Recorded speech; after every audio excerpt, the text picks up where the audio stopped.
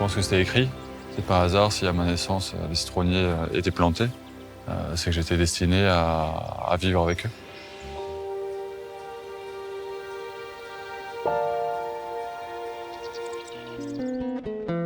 À la frontière franco-italienne se cache celle que l'on surnomme la perle de la France, Menton.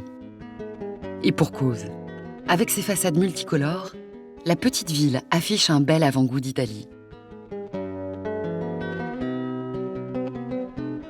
Elle se niche au pied d'un cirque de montagnes abruptes dont les deux versants dévalent vers la mer.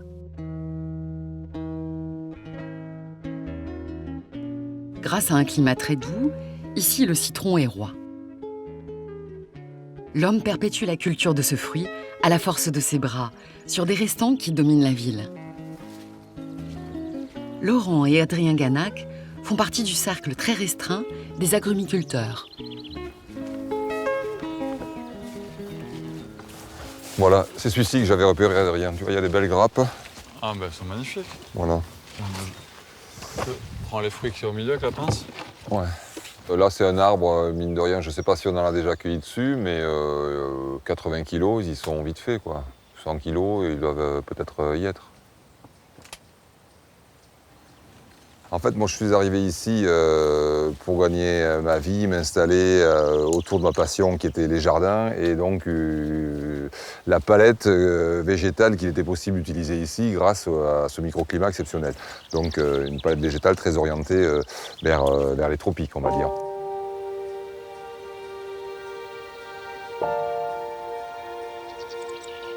J'ai fini par m'intéresser à cette histoire du citron de Menton et j'ai découvert un univers finalement pour lequel je me suis pris de passion.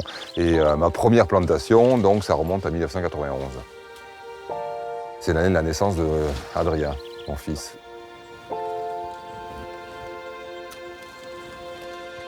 Je me souviens quand c'était encore des bébés citronniers et j'ai vu les planter. Et effectivement, de voir ces arbres pousser aux côtés de mon père, ça m'a forcément touché et j'ai eu envie de continuer à ses côtés et de développer par la plantation et également par la transformation, de ne pas se contenter du fruit frais et d'aller un petit peu plus loin en faisant des produits transformés comme les confitures, du limoncello, du citron en poudre.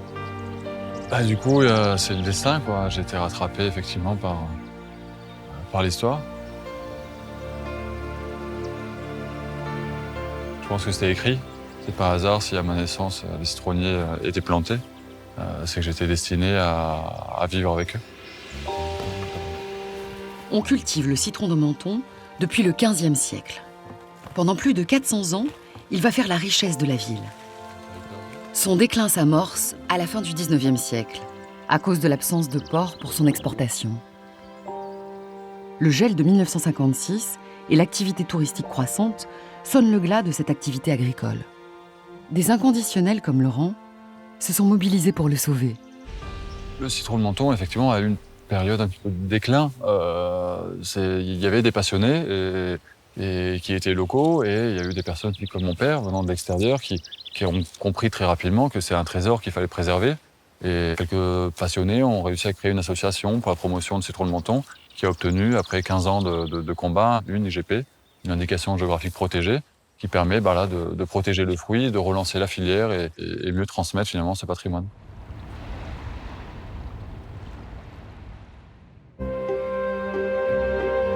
Pour honorer ce patrimoine, un carnaval a été créé dès 1934. Chaque année, à la fin de l'hiver, la fête du citron part la ville d'une broderie de couleur jaune. Tous les chars et sculptures fabriqués pour cette occasion sont faits de citron et d'orange. Franck Roturier supervise ces imposantes installations depuis une dizaine d'années. Alors le thème de cette année, on est sur des mondes fantastiques, donc on essaye de faire rêver les gens, de les emmener dans un monde imaginaire avec des châteaux, avec des dragons. On a un gros dragon avec ses œufs, donc c'est vraiment superbe. Donc pour éveiller l'imaginaire des visiteurs. Là, on est sur le phénix, c'est une structure très aérienne, on la voit, et puis assez fantastique, quoi. On est vraiment sur une couleur très chaude, c'est vraiment le phénix qui va renaître de ses cendres après, c'est vraiment top, quoi. On est vraiment sur une technicité particulière, et c'est les années d'expérience qui nous ont permis d'en arriver là. Donc c'est vraiment un travail fantastique avec de la légèreté malgré son poids, parce que là, on parle en tonnes sur une structure comme ça. La fête du citron mobilise près de 300 intervenants. Agrumiculteurs, jardiniers, dessinateurs, métallurgistes ne comptent pas leurs heures. Cette année, c'est 130 tonnes d'agrumes. 130 tonnes d'agrumes, c'est plus de 500 000 fruits, 600 000 fruits quasiment.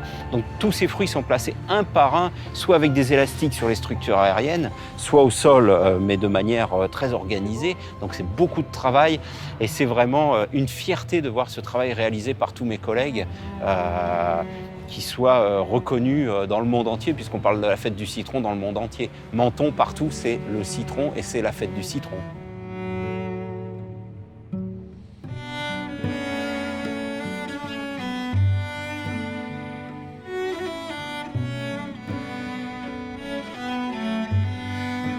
Toutes ces structures jaunes, ça donne en fait de l'émerveillement, ça donne de la chaleur, de la gaieté, ça donne aux gens l'envie de venir, de voir des choses, de voir du soleil. Donc toutes ces couleurs, couleurs chaudes comme le soleil, nous rappellent le bonheur.